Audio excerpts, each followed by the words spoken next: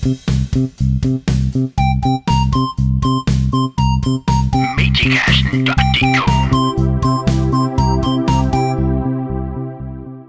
Hvad består dine arbejdsopgaver i? Det er at interviewe folk og research og sådan nogle ting. Det er jeg rigtig glad for. Hvis ikke jeg er kommet herop, så havde jeg ikke lært det, men det har jeg lært. Så ligesom om, at så bliver man vokser man med opgaven. Hvad betyder det for dig at have det her arbejde? Det betyder rigtig meget.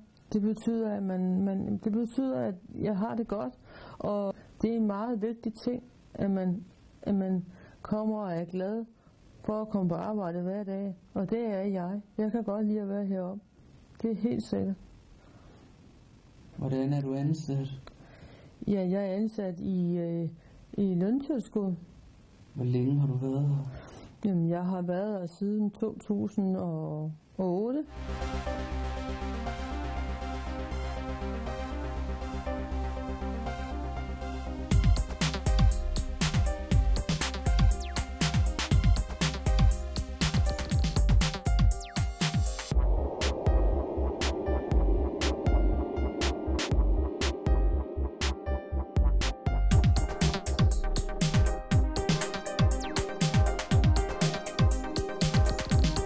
Hvordan er det at arbejde her?